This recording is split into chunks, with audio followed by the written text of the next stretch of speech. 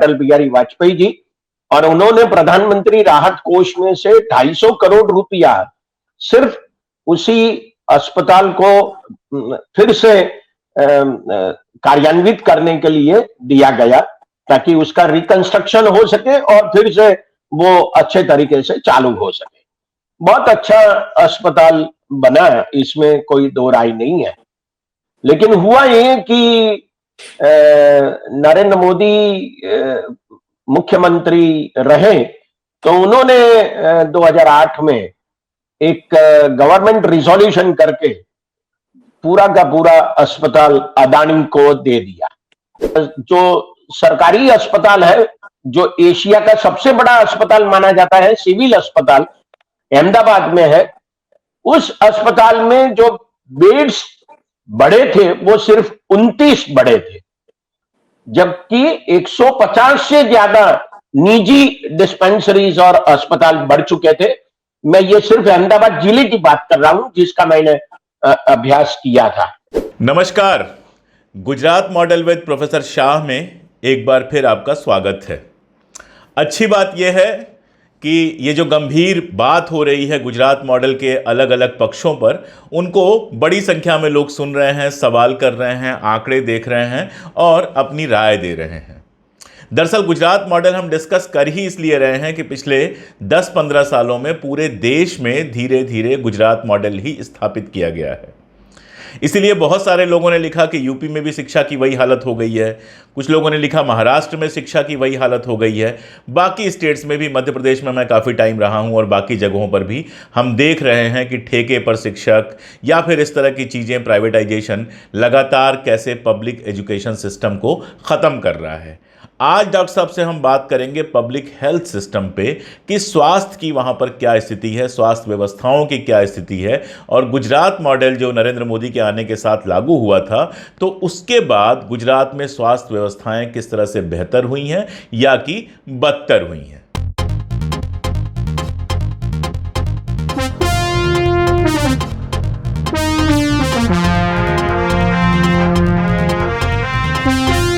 नमस्कार सर। नमस्कार। तो गुजरात का मेरा अनुभव है सर, मेरी बेटी का जन्म गुजरात में हुआ था और जब उसका जन्म होने वाला था, ये बात मैं कर रहा हूँ 2001 के आसपास की, तो मुझसे कई लोगों ने कहा कि प्राइवेट हॉस्पिटल में जाने की कोई ज़रूरत नहीं है, सरकारी हॉस्पिटल में जाओ। हालांकि पहला बच्चा था और मैं वहाँ अकेला था, तो वो जो डर था उसकी वजह से मैं प्राइवेट हॉस्पिटल में ही गया। लेकिन वाकई उस समय सरकारी अस्पतालों और प्राइवेट अस्पतालों में बहुत ज़्यादा फ़र्क नडियाद जैसी जगह पे नहीं दिखता था, और सरकारी अस्पतालों में लोग बड़े आराम से जाते थे, इलाज होता था, बाकी सारी चीज़ें थी। ये बात 2001 की है और हम बैठे हैं अब 2023 में। अभी गुजरात में स्वास्थ्य सेवाओं की क्या स्थिति है? देखिए, आपने जो 2001 की स्थिति का बयान किया, वो स्थिति आज नहीं है। बहुत बड़े पैमाने पर निजीकरण बढ़ गया है और स्वास्थ्य सेवाओं की जो सरकारी सेवाएं थी उसमें काफी कटौती हुई है, या तो इसकी जो स्थिति है वो बिगड़ गई है। मैं इसके लिए 2 उदाहरण देना चाहूंगा, बहुत महत्व के उदाहरण है। सब जानते हैं कि 2001 में गुजरात में भूकंप आया था और उस वक्त कच्छ जिले में और अन्य जिलों में भी बहुत बड़े पैमाने पर नुकसान हुआ था। कच्छ जिले की जो अस्पताल थी वो भुज में थी, उस अस्पताल का संपूर्ण विनाश हो चुका था, तो उसको फिर से खड़ा करना था। तो उस समय प्रधानमंत्री थे अटल बिहारी वाजपेयी जी, और उन्होंने प्रधानमंत्री राहत कोष में से 250 करोड़ रुपया सिर्फ उसी अस्पताल को फिर से कार्यान्वित करने के लिए दिया गया, ताकि उसका रिकंस्ट्रक्शन हो सके और फिर से वो अच्छे तरीके से चालू हो सके। बहुत अच्छा अस्पताल बना है, इसमें कोई दो राय नहीं है। लेकिन हुआ ये कि नरेंद्र मोदी मुख्यमंत्री रहे, तो उन्होंने 2008 में एक गवर्नमेंट रिजोल्यूशन करके पूरा का पूरा अस्पताल अदानी को दे दिया। भुज का तो हाँ, पूरा भुज का अस्पताल अदानी को दे दिया गया और इसके लिए गवर्नमेंट रिजोल्यूशन भी कर दिया गया। और मतलब जो सरकारी व्यवस्था होनी चाहिए थी उसका निजीकरण हो गया। एक और उदाहरण देना चाहूंगा, प्रधानमंत्री होने के बाद उन्होंने गुजरात में निजीकरण आरोग्य की सेवाओं का हो, इसमें एक और कदम उठाया। वो बात अहमदाबाद की है। अहमदाबाद में और पूरे गुजरात में बहुत अच्छा म्युनिसिपल कॉरपोरेशन रन जो अस्पताल है, वाडीलाल साराभाई अस्पताल, जिसे वीएस अस्पताल कहते हैं। बहुत बड़े उद्योजक गुजरात के साराभाई, उनके बेटे के नाम से ये अस्पताल चलता था, क्योंकि उन्होंने बहुत बड़ा डोनेशन अहमदाबाद म्युनिसिपल कॉरपोरेशन को दिया था। अब उसी प्रांगण में सरदार वल्लभ भाई पटेल अस्पताल बनाया गया, करीब 10 मंजिला बनाया गया। इसका उद्घाटन नरेंद्र मोदी ने खुद ने किया और वो जिस तरीके से चल रहा है उसमें जो हेल्थ सर्विसेज की फीस है, उसे अगर आप देखें तो पता चलता है कि इसका काफी निजीकरण हो गया है। और जो पुराना वीएस अस्पताल है उसको तो आप समझ लीजिए कि जैसे कि बंद कर देने के कगार पर आ गया है। ये तो ठीक है कि म्युनिसिपल बोर्ड में कांग्रेस के जो कॉरपोरेटर्स हैं, नगर सेवक हैं, वो काफी विरोध उठाते रहे हैं, तो थोड़ा बहुत चलता रहता है। लेकिन उसी प्रांगण में जो बनाया गया सरदार वल्लभ भाई पटेल अस्पताल, वो ठीक तरीके से चल रहा है निजीकरण के तौर पर। तो ये गुजरात में जो हेल्थ सर्विसेज का निजीकरण हुआ है इसके बहुत बड़े उदाहरण हैं। एक और भी जोड़ना चाहूंगा, 2009 में मैंने एक अभ्यास किया था अहमदाबाद जिले का, और मैंने पाया था कि अहमदाबाद जिले में करीब 150 से ज्यादा प्राइवेट डिस्पेंसरीज और हॉस्पिटल्स शुरू हुए थे अंतिम 5 सालों में। और उसी दौरान जो सरकारी अस्पताल है, जो एशिया का सबसे बड़ा अस्पताल माना जाता है, सिविल अस्पताल अहमदाबाद में है, उस अस्पताल में जो बेड्स बड़े थे वो सिर्फ 29 बड़े थे, जबकि 150 से ज्यादा निजी डिस्पेंसरीज और अस्पताल बढ़ चुके थे। मैं ये सिर्फ अहमदाबाद जिले की बात कर रहा हूं जिसका मैंने अभ्यास किया था। इसका मतलब यह है कि गुजरात में हेल्थ सर्विसेज का निजीकरण बहुत हुआ है और काफी महंगा हो गया है हेल्थ सर्विसेज का उपयोग करना। एक और बात इसमें मैं जोड़ना चाहूंगा, ये क्यों बढ़ रहा है? या ये बीजेपी की सरकार की, नरेंद्र मोदी की सरकार की और उसके बाद की जो बीजेपी की सरकारें हैं अंतिम 9 सालों से गुजरात में, इसकी एक साजिश है। 2019 में लोकसभा में जो इंफॉर्मेशन दी गई थी, इसमें यह कहा गया था कि गुजरात में जो कम्युनिटी हेल्थ सेंटर्स हैं उसमें 92% स्टाफ नहीं है, और जो प्राइमरी हेल्थ सेंटर्स है उसमें 85% स्टाफ नहीं है। और उसके बाद जो रिक्रूटमेंट होनी चाहिए थी वो भी बड़े पैमाने पर हुई है, ऐसा हम नहीं कह सकते। इसका मतलब यह है कि अगर गवर्नमेंट हेल्थ सर्विसेज ठीक तरीके से नहीं चल रही है तो फिर लोगों को अपनी जान बचाने के लिए या अपना हेल्थ अच्छा करने के लिए प्राइवेट डिस्पेंसरीज में जाना पड़ेगा। तो ये गुजरात की बड़ी बड़ी बात है निजीकरण के चलते, और मैं समझता हूं कि बहुत बड़े पैमाने पर out of pocket expenditure Gujarat में हेल्थ के लिए बढ़ रहा है। एक और बात मैं इसमें जोड़ना चाहूंगा, और वो है गुजरात सरकार का जो हेल्थ का बजट है, इसके बारे में, क्योंकि वही एक बहुत अच्छा मानदंड भी कहा जाएगा। नरेंद्र मोदी ने 2017 में नेशनल हेल्थ पॉलिसी अनाउंस की, और उस पॉलिसी में यह कहा गया कि जो टोटल बजट होता है उसमें से करीब 8% वो हेल्थ एक्सपेंडिचर होना चाहिए, और जीडीपी का कम से कम 2 to 2.5% एक्सपेंडिचर हेल्थ के लिए होना चाहिए। अब देखिए, 2017 में ये नेशनल हेल्थ पॉलिसी अनाउंस की गई, तो 2018-19 में गुजरात सरकार के बजट में जो बजट का हिस्सा हेल्थ एक्सपेंडिचर के लिए था वो 5.46% था, और 5.46%, और वो कम होके 2022-23 में 5.07% हो गया। और वो 8% तो है ही नहीं जो नेशनल पॉलिसी कहती है। और अगर जीडीपी के हिसाब से देखा जाए तो वो 2018-19 में 0.61% था, जो 2 to 2.5% होना चाहिए जो नेशनल पॉलिसी कहती है, वो 2022-23 में कम होकर 0.55% हो गया। तो सरकार हेल्थ सर्विसेज के ऊपर ज्यादा खर्च नहीं कर रही, जो उसको बढ़ाना चाहिए था वो बढ़ा नहीं रही है, लेकिन टोटल बजट के हिसाब से और जीडीपी के हिसाब से वो कम होता जा रहा है।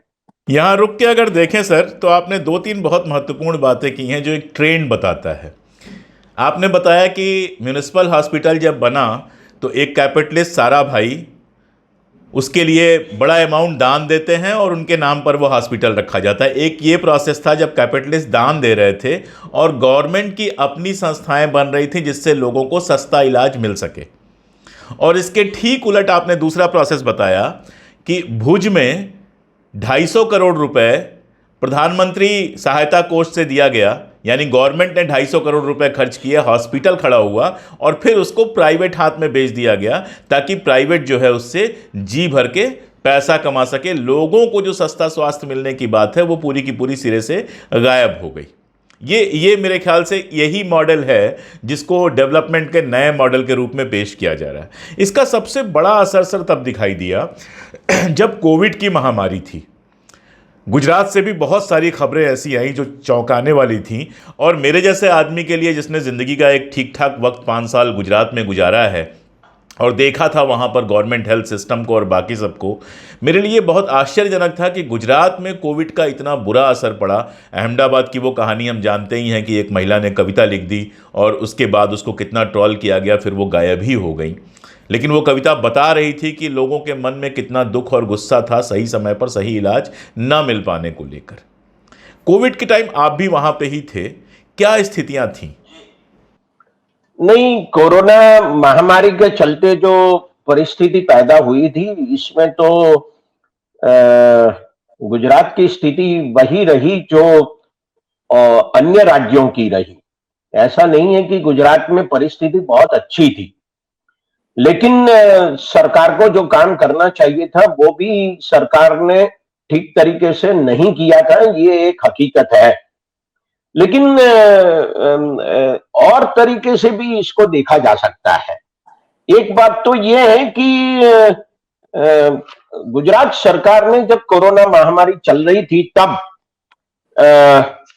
एक पैकेज अनाउंस किया था। मुझे मालूम नहीं है कि और राज्यों ने अपने अपने कुछ अलग से पैकेज अनाउंस किए थे। सबको मालूम है कि भारत सरकार ने करीब 20 लाख करोड़ रुपयों का पैकेज अनाउंस किया था। हालांकि 20 लाख करोड़ में से मैंने पूरे भारत सरकार का के बजट को देखा तो पता चला कि उसमें 20 लाख करोड़ रुपयों में से शायद ही करीब 2 लाख करोड़ रुपयों का ज्यादा खर्चा कोरोना महामारी की वजह से हुआ था। तो वो तो मतलब एक जुमला था। बस उसी प्रकार का जुमला गुजरात सरकार ने किया था।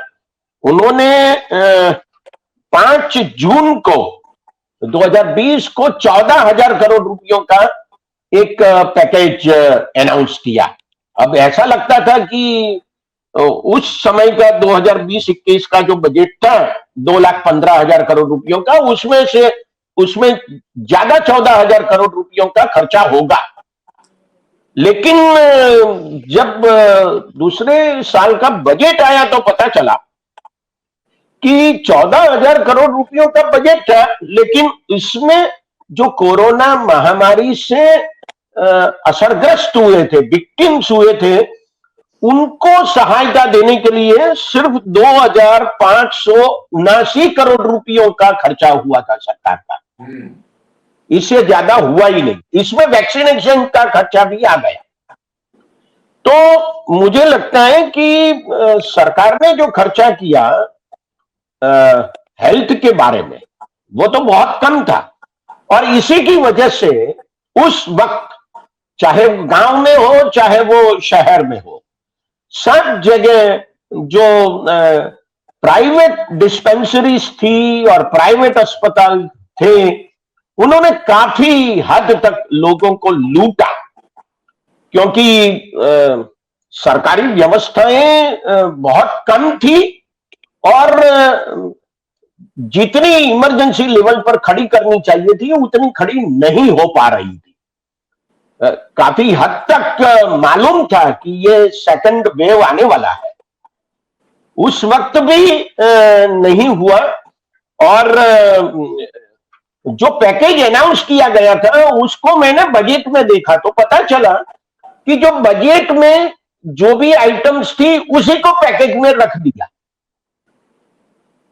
तो हम तो ऐसा कहेंगे कि ये, हाँ, जो ऑलरेडी खर्च होना चाहिए था उसको अलग से पैकेज दिखा। वो मान लो कि उन्होंने कहा हो कि दवाइयों के पीछे हम 100 करोड़ रुपयों का खर्चा करेंगे बजट में, ऐसा कहा है।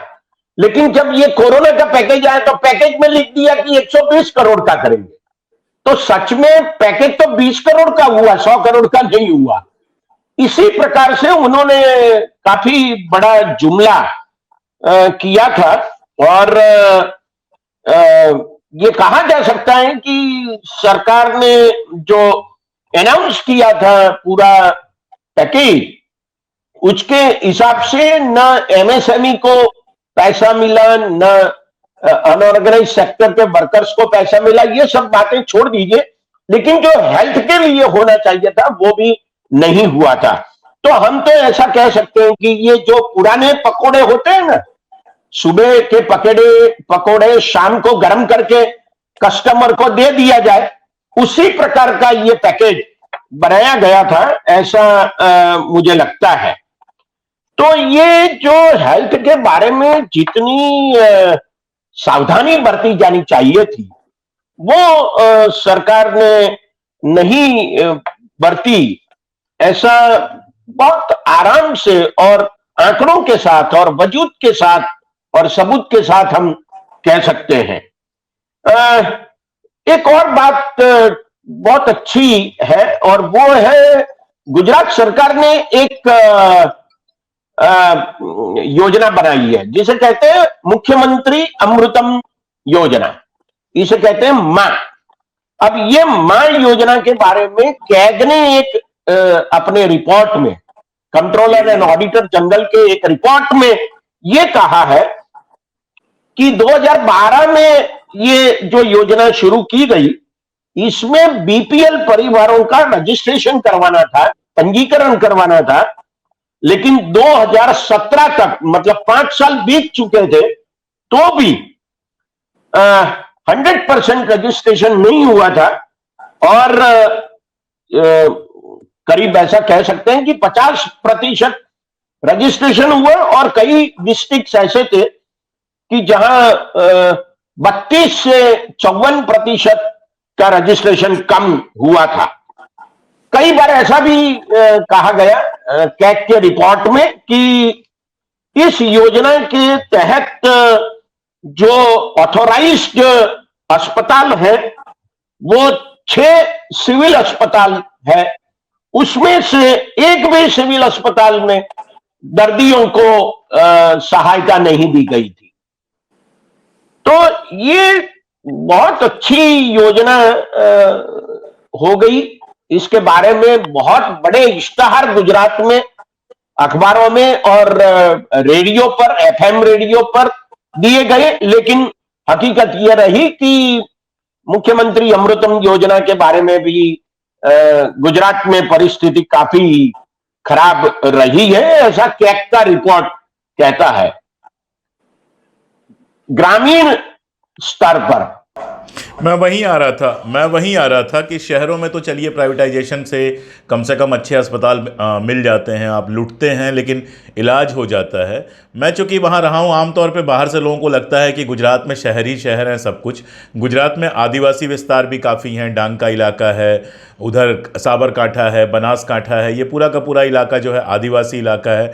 और जो लोग वहाँ गए हैं वो जानते हैं कि अभी भी बहुत सारे गांव ऐसे हैं जो काफ़ी अंदर हैं, जहाँ से मुख्य शहर तक आना या रोड तक आना आसान काम नहीं है, आदिवासी संस्कृति है।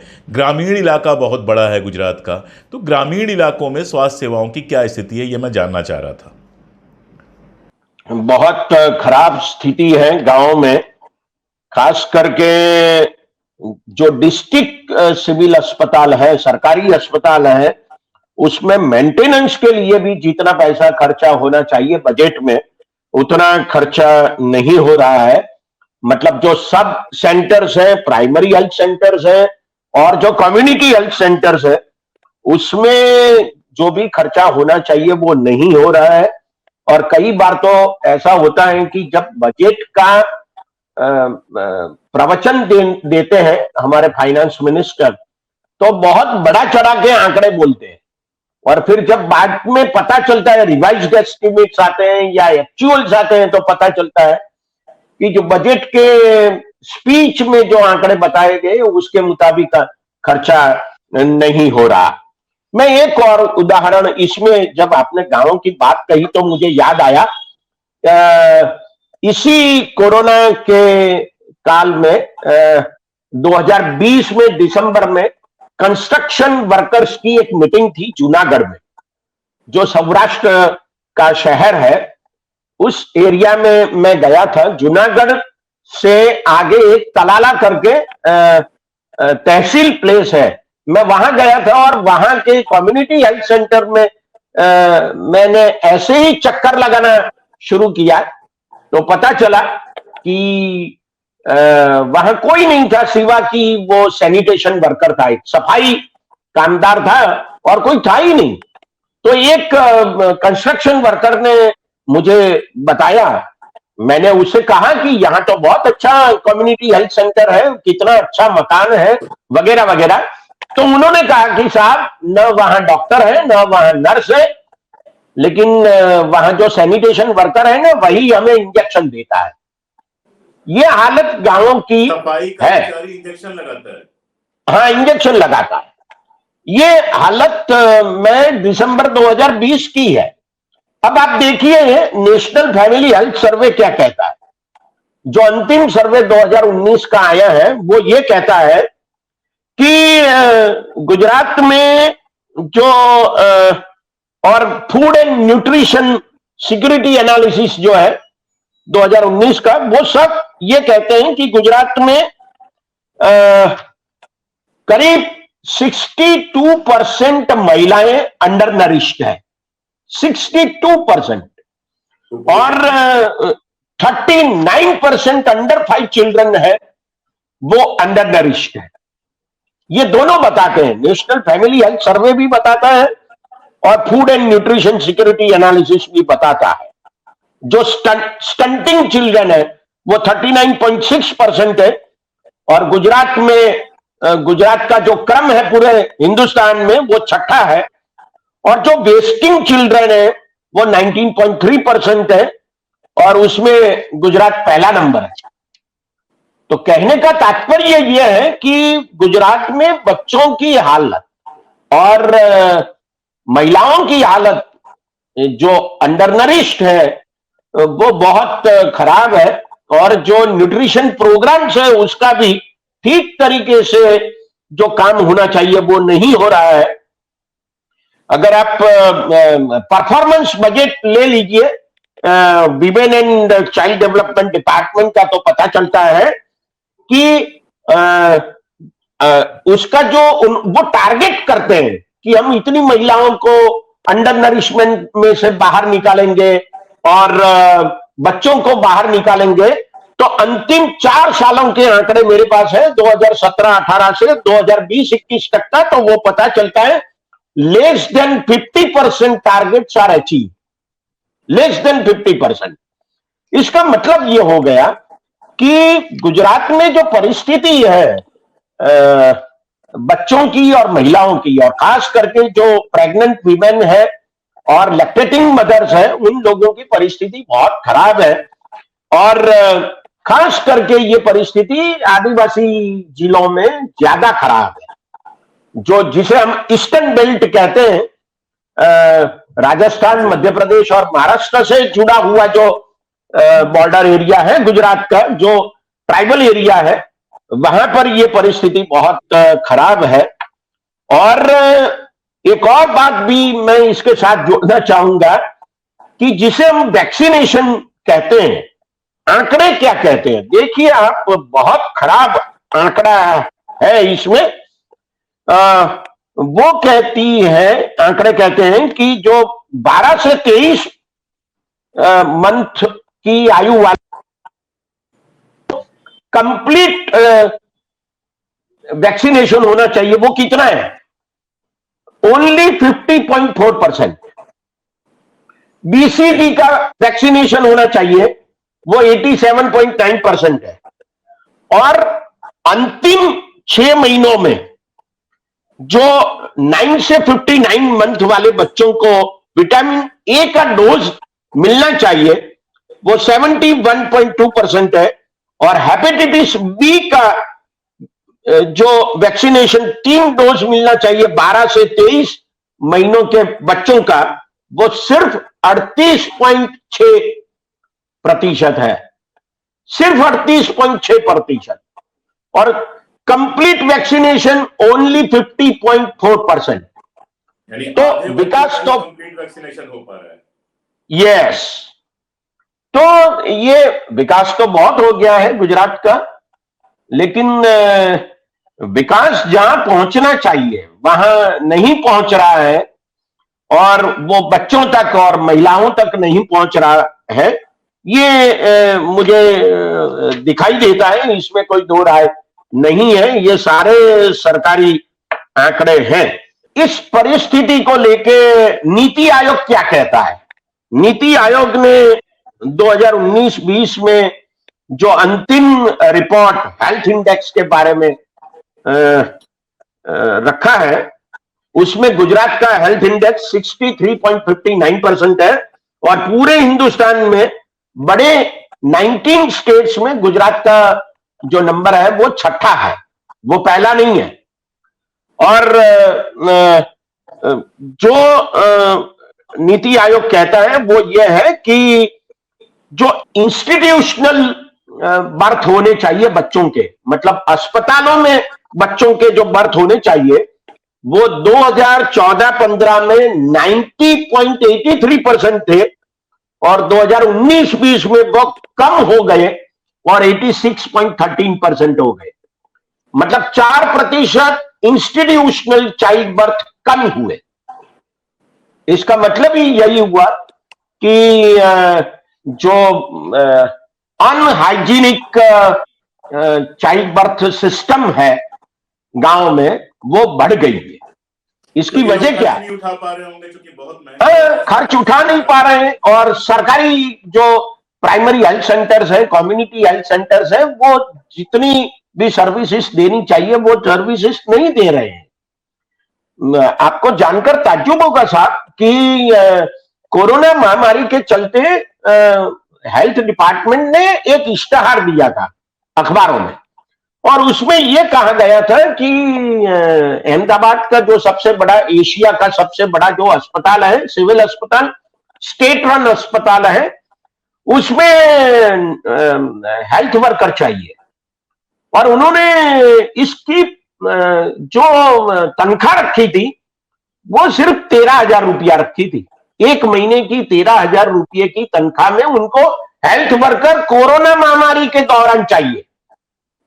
कौन आएगा इसमें और किस प्रकार से आएगा?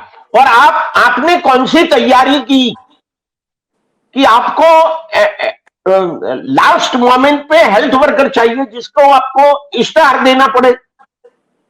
तो ये जो हालत है, मुझे लगता है कि बहुत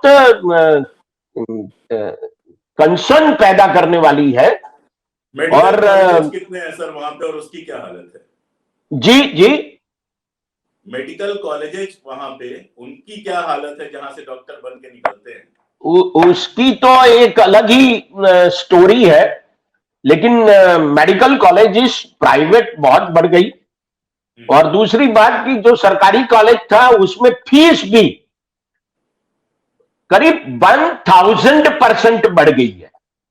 1000%? 1 रुपए फीस ही तो 1000 होगी। उससे भी ज्यादा पड़ी है, उससे भी ज्यादा बढ़ी है। तो कहने का तात्पर्य ये है कि एक और प्राइवेट मेडिकल कॉलेजेस में बढ़ावा, और दूसरी और सरकारी मेडिकल कॉलेजेस में भी फीस का बढ़ावा। तो वो जो डॉक्टर्स पैदा हो रहे हैं वो भी अपने तरीके से सोचेंगे ना बाद में, तो कि वो जितना पैसा खर्चा किया, हाँ, जितना पैसा खर्चा किया उसको वो रिकवर करना चाहेंगे। तो इसी लिए गुजरात में ये जो मेडिकल सर्विसेज है वो बहुत महंगी हो गई है। ये पूरे हिंदुस्तान का मामला है, गुजरात का मॉडल कुछ अलग नहीं है। लेकिन मुझे लगता है कि जब आप गुजरात के मॉडल को एक मॉडल के हिसाब से पेश कर रहे हो पूरे हिंदुस्तान में, तो आदर्श की तरह पेश किया जाता है। हाँ, तो मुझे लगता है कि ये सोचने जैसी बात है कि सच में ये क्या अच्छा मॉडल है, यही मैं कहना चाहूंगा। इसी पॉइंट पर हम इस बातचीत को ख़त्म कर रहे हैं। सोचने वाली बात जो डॉक्टर साहब ने कही कि सारा कुछ जो दिखाई देता है, all that glitters is not gold, सारा कुछ जो चमकता हुआ दिखाई देता है वो सोना नहीं होता है। आपको बहुत बड़े हॉस्पिटल दिखाई देते हैं, लेकिन जब आप वहाँ इलाज कराने के बारे में सोचते हैं तब आप हिम्मत नहीं कर पाते हैं कि उनके अंदर घुसें। और सोचिए कि पूरे भारत में, गुजरात में ही नहीं पूरे भारत में गरीबों की जिस तरह से जनसंख्या है, जिस तरह से लोग मजदूरी करते हैं, छोटी छोटी तनख्वाहों पे काम करते हैं, वो उन अस्पतालों में जाने के बारे में सोच भी नहीं सकते हैं। विकास का मतलब ये होता है कि सबके लिए अस्पताल हो ताकि बीमार पड़ने पर इलाज करा सकें, ताकि जब पत्नी गर्भवती हो तो उसका ध्यान रखा जा सके, जब बच्चा पैदा हो तो वो स्वस्थ तरीके से पैदा हो सके, ताकि जब कोविड जैसी महामारी आए तो सरकारें पहले से तैयार हों इलाज करने के लिए। सबके लिए शिक्षा भी होनी चाहिए, जो स्कूल चमकते हुए भले ना हो, बिल्डिंग थोड़ी पुरानी भी चलेगी लेकिन उसके अंदर शिक्षक हों। प्राथमिक स्वास्थ्य केंद्र थोड़ा पुराना भी चलेगा लेकिन उसके अंदर डॉक्टर हों। आज हालत यह है, सर बता रहे हैं कि एक ऐसा केंद्र उन्होंने देखा जहां पर सफाई कर्मचारी इंजेक्शन लगा रहा था। आप समझ सकते हैं कि शायद स्वास्थ्य को, आम लोगों के, गरीब लोगों के स्वास्थ्य को भगवान भरोसे छोड़ दिया गया है। गुजरात का यही मॉडल है जो पूरे देश में लागू किया जा रहा है। और मैं जानता हूं कि जब आप इसको सुन रहे होंगे तो सुनते समय आपको अपना राज्य, अपना गांव, अपना शहर और अपने शहर के प्राथमिक स्वास्थ्य केंद्र और सरकारी अस्पतालों की दुर्दशा साफ साफ दिखाई दे रही होगी। ज़रूरत सोचने की है कि हमें कैसा विकास चाहिए, वो वाला विकास जिसमें बिजनेसमैन करोड़ों कमाता है, जहां मेडिकल की पढ़ाई एक इन्वेस्टमेंट बन जाती है और निकलने के बाद डॉक्टर कमाने पे लग जाता है, या जहां जनता के स्वास्थ्य पर ध्यान दिया जाता है कि सबको सही समय पर सही इलाज मिल सके। डॉक्टर साहब के साथ हम ऐसे ही मुद्दों पर गुजरात मॉडल के बहाने, ये नया जो डेवलपमेंट का मॉडल पूरे देश में, पूरी दुनिया में लागू किया जा रहा है, इस पर बात करते रहेंगे। हमारे साथ आने के लिए बहुत शुक्रिया डॉक्टर साहब, और बहुत इंपॉर्टेंट जानकारियां आपने दी। मुझे उम्मीद है कि श्रोता हर बार की तरह इसको भी गौर से देखेंगे और समझेंगे। बहुत शुक्रिया सर।